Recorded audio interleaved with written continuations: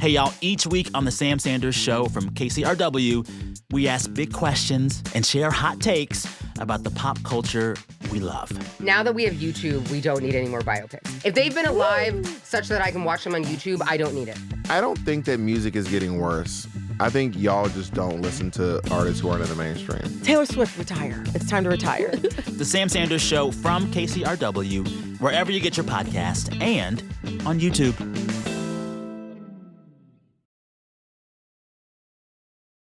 You're listening to Life in 7 Songs, where some of the world's most fascinating people share how they found their way and the songs that helped them through. From the San Francisco Standard, I'm Sophie Behrman.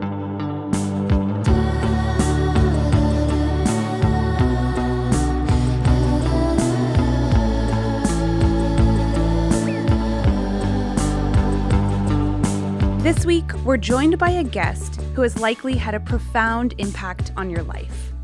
Sir Jony Ive is the former Chief Design Officer for Apple and is the mastermind behind devices we can't imagine living without: the Macbook, iPhone, iPad, Apple Watch, AirPods, and more. Jony joined Apple at just 25 years old, and together with Steve Jobs, spent decades transforming what was once a financially troubled company into the creative juggernaut it is today. In 2019, he left Apple to found his own design collective called Love From, headquartered in San Francisco. Sir Jony Ive, thank you so much for joining us. It's a pleasure to be here, Sophie. So clearly, I'm sitting here with a computer on my wrist, a phone in front of me, a laptop, the world at my fingertips, quite literally. And this is something that I couldn't have imagined as a kid. But considering that you actually played a part in making it happen, I'm curious, did you imagine it? Not as a child, no. I did imagine a lot of things and enjoyed what I thought was a normal thing in childhood, which was to live in my head and play in an imaginary world. There wasn't really a limitation. And that, of course, that's the beauty of childhood, isn't it? That you are so curious. You can find such relish and joy in learning and exploring. And that's so much more important than being right. Well, what were you like as a kid? I was very shy and spent a lot of time in my own head by myself.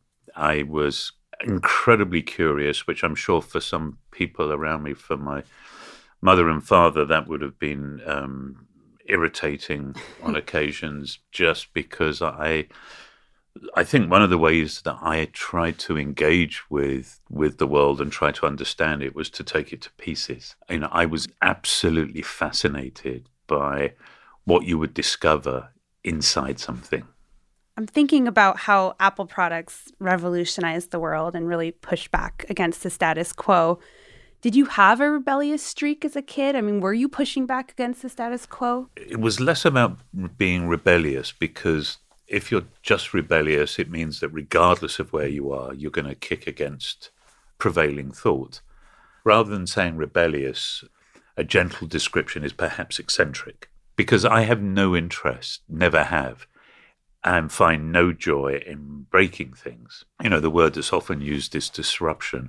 That's never a goal of mine.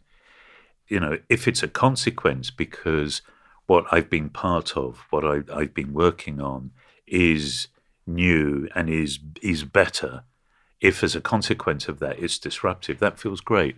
But the idea of just breaking stuff because you're angry and rebellious couldn't be further from who I am as a person. I think being quite lonely and quite shy, what I thought was important was I didn't look to be affirmed. I didn't look for agreement from people to believe I was doing the right thing. So in that sense, I could be incredibly contrarian, and that loneliness wasn't alarming. It felt very natural to me. What music were you listening to during your childhood? It's curious. I remember almost as much as what I was listening to. I remember how I listened. Most of the music I listened to was on vinyl. I listened to quite a lot of early Pink Floyd's, and which I still listen to. But I remember listening to the Police on the radio, And it struck me that this was music of right then. I remember it was one of their relatively early tracks called Dee Doo Doo Doo Da Da Da, which seems a very appropriate song for childhood.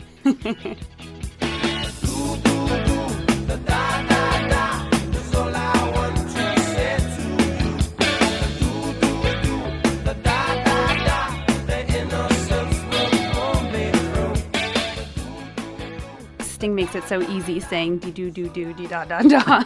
That's why he's Sting, isn't it, really? Right. We can't all be that good. But what was it the lyrics that attracted you to it, or?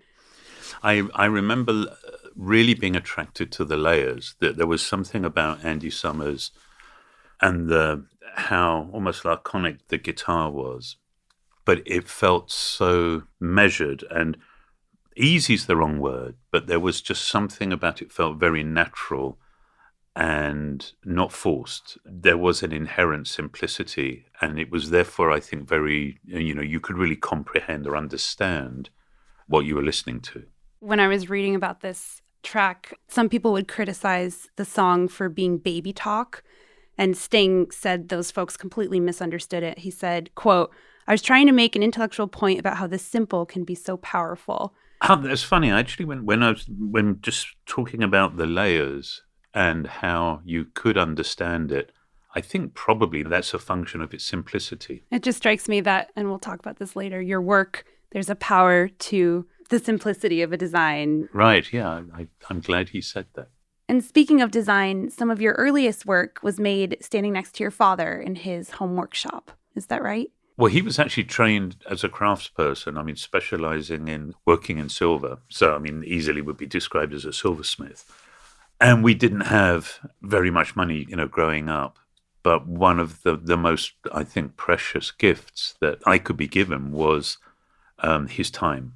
He worked extremely long hours as a teacher, then as a professor at a college. And so at Christmas, we would go into the workshop, and it was to make something that I wanted. So rather than me watching him fix something or working on a project that, he'd been trying to get to for many years, it was to make something that I'd imagined. And the deal was that I had to be able to communicate clearly what it was I wanted. And that really, certainly early on, took the form of, attempting to try and draw it. What did you make? Probably most memorable, I think, was a toboggan, which it didn't really snow very much in London. So yeah, I was going to say. So I think I used it once. And I can't remember how old I was. I was probably about 7 or 8. That's pretty impressive. Well, you haven't seen the sledge. What you're not telling us is you used it once because it broke at the bottom. It was unusable. But no, actually, it was vaguely usable. It was far too heavy. But it got you down the hill at least once. It did, at least once. But I certainly do remember seeing things being made from silver or from wood, and seeing them transform and start the day as a piece of metal with no function, no form. I've never lost that sense of awe and surprise that it can be given such incredible value by one person working with it. Okay, so now we're around age 13 or so. You're sort of reaching early teens, and I suppose transforming from this wondrous child into still a child, but something a little bit different. What were your teenage years like? I would say they were characterized by accepting the things that I couldn't do and not being defined by what I couldn't do. I love reading, but I don't find reading easy. And I love writing, but my spelling is terrible. So academically, I think I was seen as teetering on disastrous.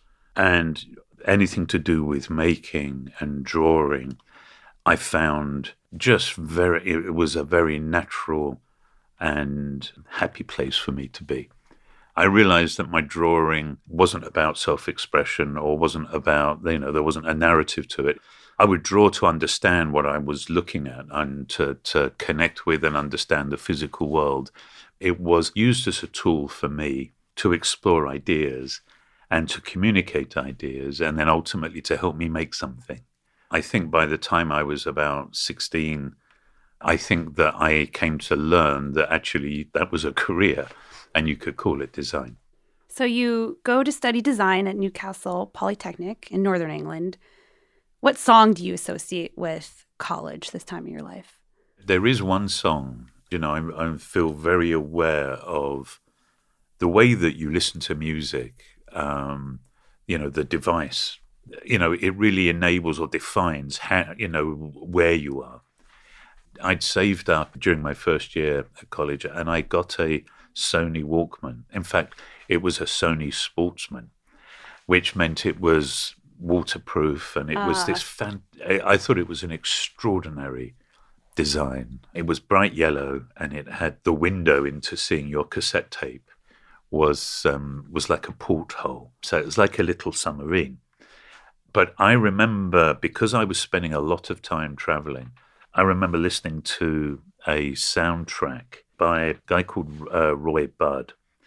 It was for a movie that Michael Caine was in called Get Carter. I mean, it was an unusual film for England. It was about it was a gangster movie. Because it felt so new to be able to listen to music as I was walking around or I was on the train, I sort of felt like I was in a movie, and this was the soundtrack to my life.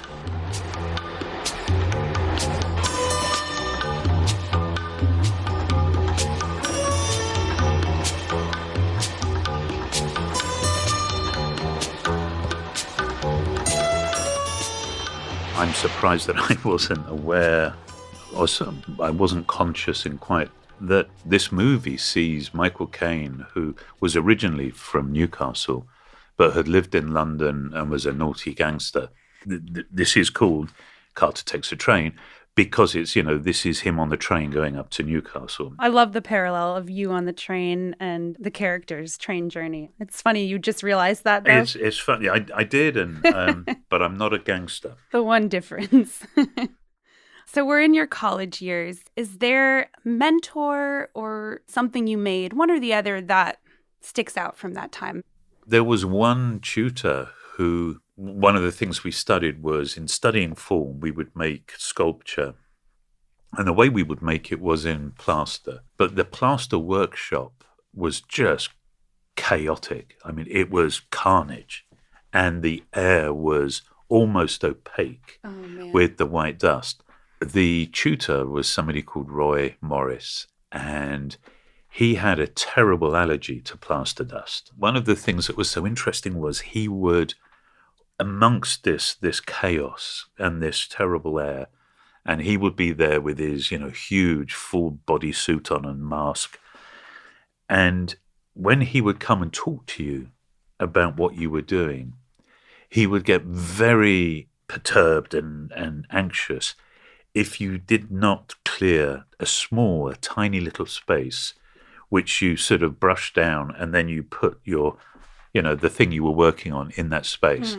And he was talking about the way that you look at your work speaks to, the value you assign to it. And of course, we could talk about the value we therefore assign to ourselves and our craft and our practice. But I will never forget, his sacrifice, what it cost him to be in that room, and his passion for helping us develop these tools that would, be, I think, fundamental for our future practice. It's like this thing you're making, no matter what stage it's in, clear a spot for it because it has value and you can see it better that way. And the value isn't determined by the context. Even if it is, it's half finished, even if the studio you're in is distressingly messy, that doesn't matter. What matters is the work. It was that lesson of elevating what you're doing, not because it's good, but because you believe the craft is really important. It's time for a quick break. When we come back, Jony visits San Francisco, a trip that completely changes the course of his life. Stay with us.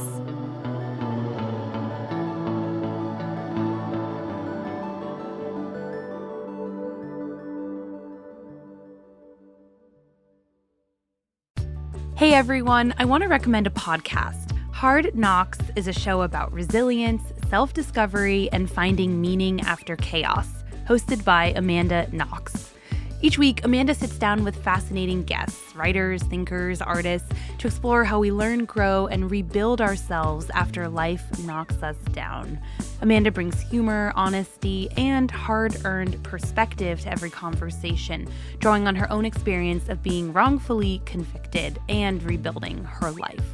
Amanda was a guest on Life in 7 Songs in one of our most moving episodes, opening up about how music became a lifeline during her years of wrongful imprisonment. On our show, she spoke candidly about turning pain into wisdom and also about how we're all so much more than our worst moments.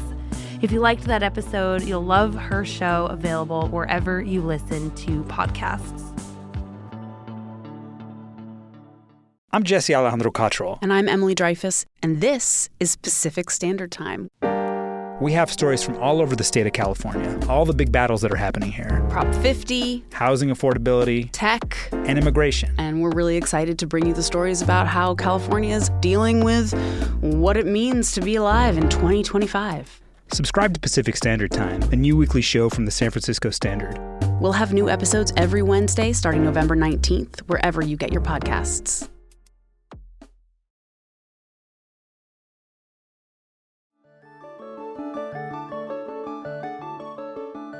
So did you just open an atlas and go, oh, California? Or did you have a sense that something design-wise was happening here that drew you to San Francisco? Oh, no. I was very interested in what was going on in Silicon Valley. After I graduated at the age of 21, I went on a plane for the first time in my life. I mean, imagine as a designer, the optimism and the opportunity and the invention that San Francisco and Silicon Valley embodied. I was completely enchanted with the idea. And Papa Was a Rolling Stone was a song that I was listening to at that time, and it was by The Temptations, this story of change and moving on. And I still absolutely adore this track. Papa was a rolling stone. Wherever he laid his hat was his home. And when he died, all he left us was alone. Papa was a rolling stone, my son, yeah. Wherever he laid his hat. And I remember arriving on a Friday evening, and it was rainy and sort of foggy. And on Saturday morning, I remember getting up really early, and it was one of those beautiful, I mean, I almost want to say a September morning. And I just remember walking along Market and getting on a tram, and I just couldn't believe the combination of city and the most extraordinary natural beauty and the quality of the light. And I fell in love with San Francisco that August or September in 89. I actually started work with Apple, I guess, in about 1990, but I acted as a consultant, and I still loved San Francisco, and so much of, my heart started to really, really shift. And so in 1992, I moved out. So you get an offer to work at Apple, and Steve Jobs is not there. He has not returned to the company yet. That's right. What were those early years like before he came back? It was a time, Apple was dying, and this amazing company that I'd moved halfway around the world to want to become part of was drifting towards irrelevance. And this was one of the most relevant, innovative, remarkable companies I thought on the planet. And so it was a very, very difficult time.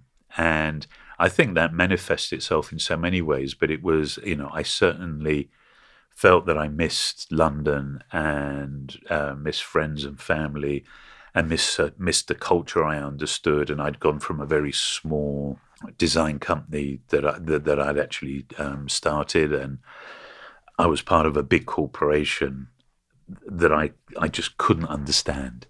So what song marks this time in your life before Steve Jobs is back at Apple?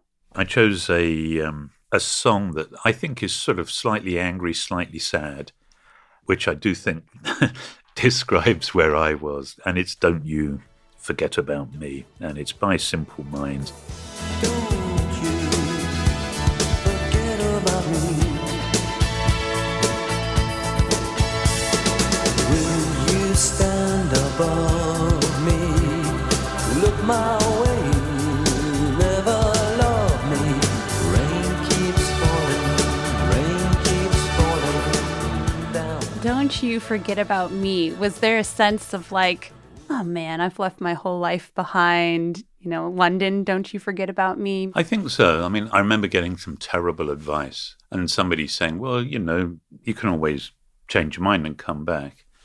And that's only partially true, because when you've done something new and you've taken risks and you've gone on an adventure, you're not the same person. And I think that's why I think in some ways I saw it as a nostalgia, that it was perhaps for a sort of a more innocent or simpler time.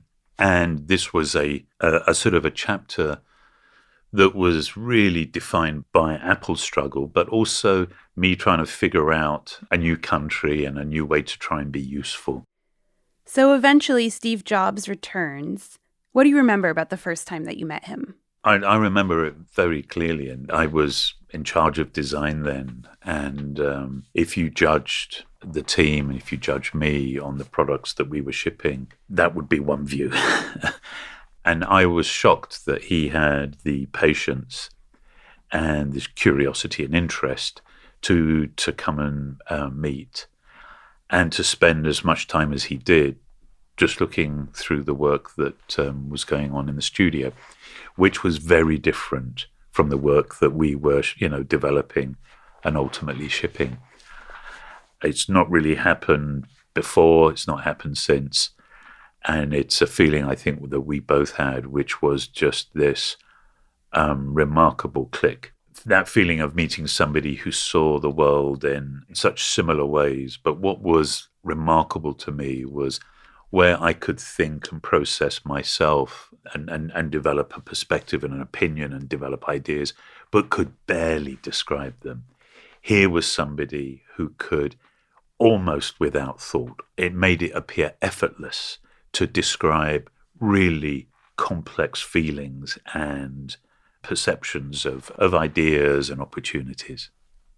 He understood context and relevance, and obviously he'd already achieved so much. You chose a song about this period from 97 to 2011 of working with Steve Jobs. What did you bring?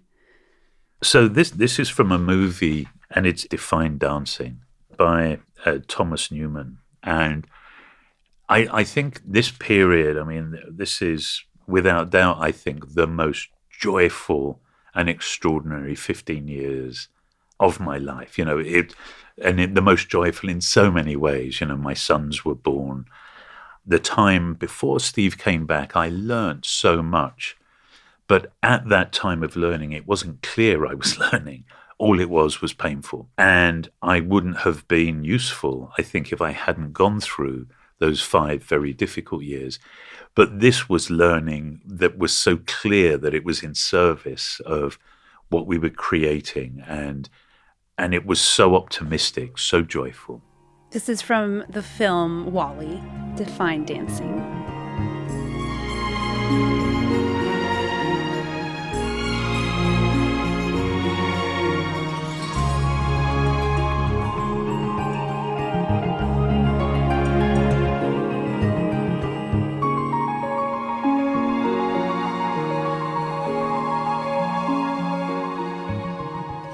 You consulted with Pixar on this film. I did. I was so fortunate in the time I, had with Steve, and we spent time at both Apple and Pixar together. And so I had ideas that we discussed for the 2 main characters, so Wally and Eve. Most people have seen the film, but for those who haven't, there's these 2 characters. They hardly speak at all. They communicate through gesture and a few sounds and each other's names. But Wally is this old toss-away machine, right? His job is to crunch trash on a ruined earth. And then Eve is this beautiful white egg-shaped robot And against all odds, they form a deep friendship. So, I mean, there's so many parallels in what you had with Steve Jobs, not in terms of the old machine, but who you saying's the old machine. But I think, well, that's the beauty of friendships, isn't it? Is that they can be unpredictable and they can connect unlikely friends, people who become friends. There's a great scene in the movie where they're in space, like zooming around and dancing together. Oh, it's just so beautiful to watch. And it's like they've created some magic. You know, it's magical. Yeah. Yes. Everything, to me, looking back at that time, was somehow heightened. You know, it's sort of the way you can see on a very clear morning where every color, every shadow, every form seems just so much more than it typically would. And it was also a time of just extraordinary sadness and of loss and of grief. So you touched a little bit on Steve Jobs passing in 2011. How did losing him impact you? I mean, I lost a very, very close friend.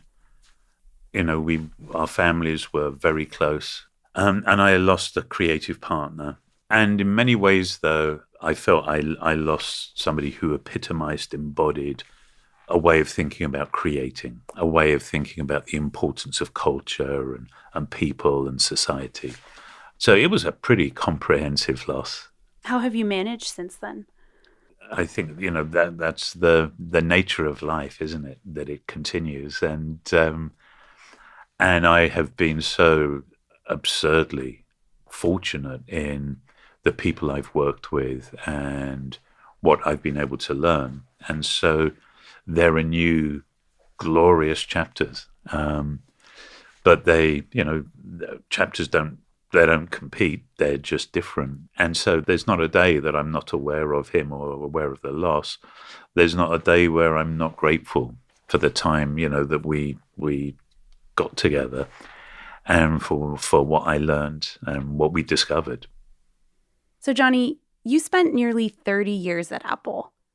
Of all the products you worked on, the iMac, iPad, iPod, so many others, which left a deep impression on you? I'm proud of what we did with the watch because that's something that I started after Steve had passed. Mm-hmm. And it's really one of the most personal products. How come? Well, if you think of the trajectory of, you know, these incredible devices and tools started off, you know, at Apple sitting on your desk, and then they ended up in your bag, and then they ended up in your pocket, and then it's on your wrist. And it's something that's worn, and we have a different sort of relationship with things that we wear and things that are that intimate. And I've always loved watches anyway. So as a category, I think this is an interesting one. I'm obsessed with tracking my sleep. I'm actually a really good sleeper, not to brag, but so I like to show my husband, who's basically an insomniac, like, oh, got another 9 hours. So I make a point of wearing my watch to bed every night. I bet he loves you for that, doesn't he? He gets really mad. Well, I kind of keep bringing this up, so I have to ask, how does it feel to see your products in the hands of literally everyone? I remember when we worked on the iPod, and a lot of the things that I designed at college were white. And I think white's such a curious color because obviously it's every color, but it's still considered a neutral color. And when we first started working on the iPod, it was something very clear that I could just see these little white earbuds. It was also, you know, I think it was the declaration of, well, we're not doing it in a dark color, so it doesn't, you know, we want them to hide. We want to pretend we're not wearing these.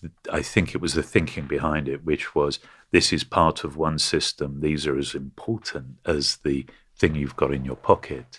I think it's something that people forget, but the iPod took a while for it to become a broadly relevant product and to sell in volume. But I remember being on a plane. That was the first time that there were maybe half a dozen people wearing the little white earbuds. And I was just thrilled. You left Apple in 2019. What was leaving Apple like, starting your own design collective, and Was there music that accompanied you on that journey?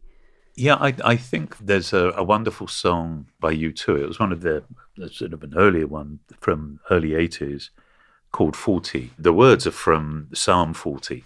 And I thought that's such a beautiful, simple declaration.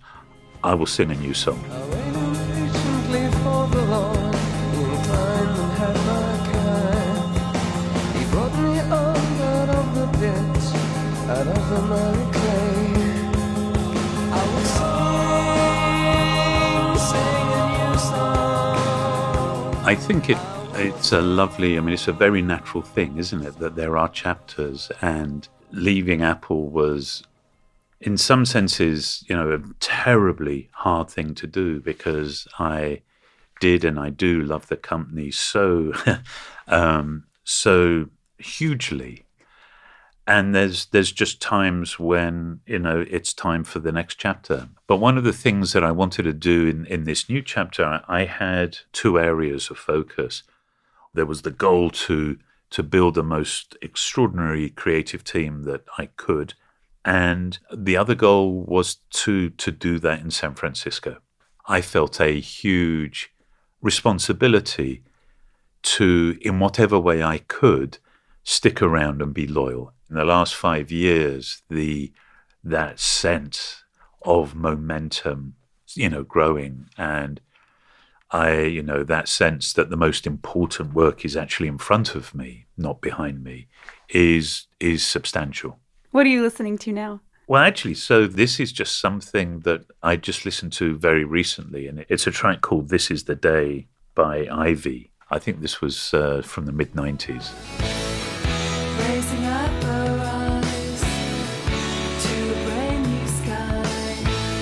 She knows the truth at last. She's never coming back. She'll be gone. So baby, she'll be gone. She'll be gone. This is the day. I love it. It's a great track, isn't it? The nature of this, the tone of this, feels exactly as I feel, which is that joy and, I don't know, happiness of building something with people that you can't believe that you're lucky enough to be standing next to. But it seems appropriate for it to be measured and thoughtful optimism. Lastly, what does your father think of your success? I think he's proud of what I've done, but I think he would say he's proud of who I am more than what I've done. And that I've been sort of authentic and true to the things that I cared about when I was a child, and haven't needed to become or felt compelled to become somebody different. And I get to, one, do what I love doing, and two, it's what I can do. And I don't have a lot of choice in that way. So I am very aware of how fortunate I am. Jony Ive, thank you so much for joining us. I've enjoyed it. Thank you so much.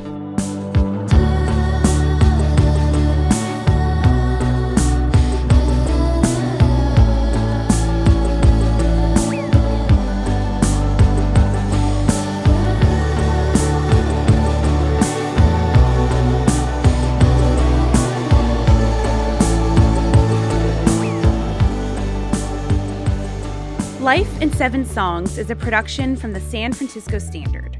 This episode was produced by me, Sophie Behrman, and our senior producer, Jasmine Morris.